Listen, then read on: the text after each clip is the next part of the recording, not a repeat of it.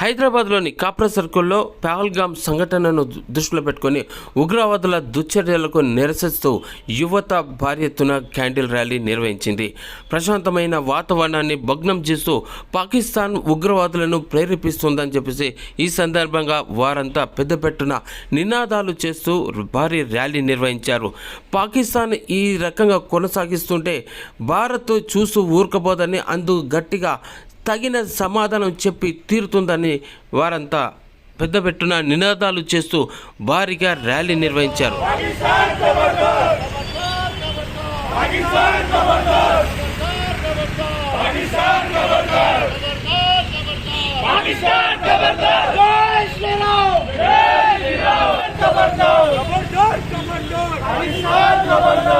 విదేశంలో ఉండాలంటే వందే మాతరం పాడాల్సిందే. విదేశంలో ఉండాలంటే వందే మాతరం పాడాల్సిందే. జై శ్రీరామ్, జై శ్రీరామ్, జై శ్రీరామ్. భారత్ మాతా కీ జై, భారత్ మాతా కీ జై. జై శ్రీరామ్, జై శ్రీరామ్, జై శ్రీరామ్, జై శ్రీరామ్, జై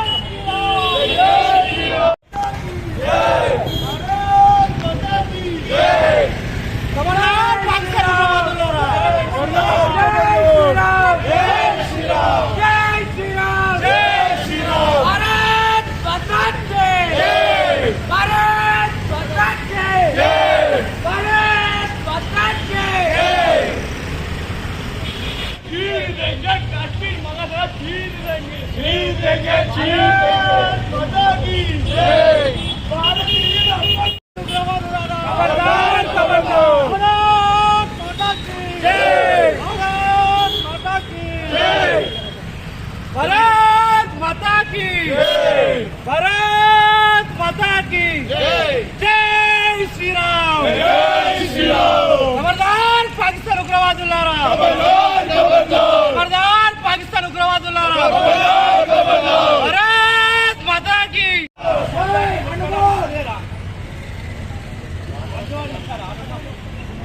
విదేశంలో ఉండాలంటే వందే మాతరం పాడాల్సిందే. విదేశంలో ఉండాలంటే వందే మాతరం. జై శ్రీరామ్. మన కాశ్మీర్లో పహల్గామ్లో జరిగిన అటాక్ గురించి ఈరోజు క్యాండిల్ ర్యాలీ తీయడం జరిగింది. ఇక్కడికి వచ్చిన నా మిత్రులకి మరియు మీడియా మిత్రులకి అందరికీ పేరు పేరున ధన్యవాదాలు. ఒకటి గుర్తుపెట్టుకోవాలి, భారతదేశంలో ప్రతిసారి అటాక్ చేసి వెళ్ళిపోయినట్టు ఈసారి అట్లుండదు. కేంద్ర గవర్నమెంట్ చాలా గట్టిగా చర్యలు తీసుకుంటుంది. ఆల్రెడీ వాళ్ళని చావు దెబ్బ కొట్టినాం, మనము వాళ్ళకి వాటర్ రాకుండా చేసినాము, వాళ్ళ ఉన్న అగ్రిమెంట్లన్నీ మనం క్యాన్సిల్ చేసినాము. ఒకటి గుర్తుపెట్టుకోవాలి, పాకిస్తాన్ వాళ్ళు కూడా పాకిస్తాన్ ఉగ్రవాదులు, కానీ పాకిస్తాన్ కొడుకులు కూడా ఒకటి గుర్తుపెట్టుకోవాలి. మేము తలుచుకుంటే, భారతదేశం తలుచుకుంటే వరల్డ్ మ్యాప్లో పాకిస్తాన్ అనే దేశం కూడా ఉండదు, అది గుర్తుపెట్టుకోవాలి వాళ్ళు. ఇంకొకటి, వాళ్ళ అబ్బా జాగిర్లాగా ఊగా జమ్మూ అండ్ కాశ్మీర్ కావాలని చెప్పి వచ్చి పోతూ ఉన్నాడు. వాళ్ళ అబ్బా జాగిర్ ఆ కొడుక చీరి వరదెంగుతాం, నిన్ను అర్థమవుతుందా? కాళ్ళ మీద కాలుపెట్టి నిలువున జీవితం. భారతదేశంలో ఉన్నటువంటి ప్రజలందరూ కూడా ఈ జరిగినట్టు సంఘటనకి ప్రతీకార చర్యగా పాకిస్తాన్ పెంచి పోషిస్తున్నటువంటి ఈ టెర్రరిజాన్ని కూడా సమూలంగా నాశనం చేయాలని చెప్పి కోరుతుంది. అలాగే వాళ్ళందరినీ కూడా ఎక్కడ దక్కున్నా సరే పట్టుకుని వాళ్ళని కాల్చి చంపాలని చెప్పేసి యావత్ భారతదేశం మొత్తం కూడా ఎంతో కూడా ఎదురు చూస్తుంది. ఈ యొక్క కార్యక్రమాన్ని ఖచ్చితంగా అమలు చేయాలని చెప్పేసి మోడీ గారు కూడా ఎంతో ఎదురు చూస్తున్నారు. ఖచ్చితంగా భారతదేశం మొత్తం ప్రతి పౌరుడు, ప్రతి స్త్రీ, ప్రతి చిన్నవాడు, చిన్న పెద్దవాళ్ళు కూడా, ముసలివాళ్ళతో సహా పాకిస్తాన్ మీద యుద్ధం జరగాలని చెప్పేసి ఎంతో ఖచ్చితంగా కూడా వాళ్ళు ఎదురు చూస్తున్నారు. ఇది ఖచ్చితంగా యుద్ధం జరగాలని చెప్పేసి ప్రతి పౌరుడు గర్మే గుస్కే మారంగానే 100% ఈసారి కూడా మోదీ గారు ఖచ్చితంగా స్ట్రైక్ బ్యాక్ చేస్తారు. స్ట్రైక్ అనేది ఖచ్చితంగా చాలా పెద్ద లెవెల్లో ఉంటుంది. ఇంకోటి ఏంటంటే, పహల్గామ్ అనేది ఒక టూరిస్ట్ డెస్టినేషన్, కాశ్మీర్ అనేది ఇండియాలో one of the famous tourist destination. ఇంకొకటి, అబ్రిగేషన్ ఆఫ్ ఆర్టికల్ 370 తర్వాత ఎంతోమంది టూరిస్టులు అనేటోళ్ళు ఫ్రీడమ్ వచ్చింది మనకు. కాశ్మీర్ అనేది మన ఇండియాతో జాయిన్ అయింది అని ఎంతోమంది పోతున్నారు. అట్లాంటి టైంలో వాంటెడ్లీ అక్కడ కాశ్మీర్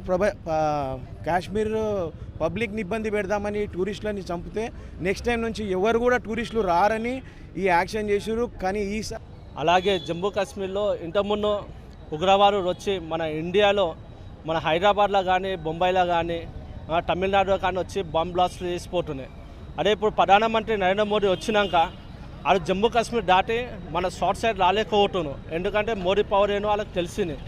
అలాగే అది ఏం చేసిందంటే మీరు హిందువా ముస్లిం అని అడిగి హిందువులనే టార్గెట్ చేసి హిందువుల మీద దాడి చేసిను. ఉగ్రవాదులు పాకిస్తాన్ ఉగ్రవాదులకు చెప్తున్నా, పాకిస్తాన్ ప్రతి ఒక్క ముస్లిం కొడుకులకు చెప్తున్నా, మీకు దమ్ముంటే మీకు ధైర్యం ఉంటే హిందూ ముస్లిం అని కాకుండా వచ్చి గ్రౌండ్లో ఫేస్ టు ఫేస్ కొట్టడానికి మీకు దమ్మున్నా మీరు రాజస్థాన్ కానీ గుజరాత్ కానీ ఒక యూపీ దాటి షార్ట్ సైడ్ కూడా రాలేరు. మీకు చాటాన్ కాక గన్లు తీసుకొచ్చి కాల్పులు జరిపిపోయిను. మీకు గన్లు లేకుండా మీకు దమ్ము ధైర్యం ఉంటే హ్యాండ్ టు హ్యాండ్ కొట్టడానికి దమ్ము ఉంటే మీకు 2 రోజుల పాకిస్తాన్ లేకుండా క్లీన్ చేసేస్తామని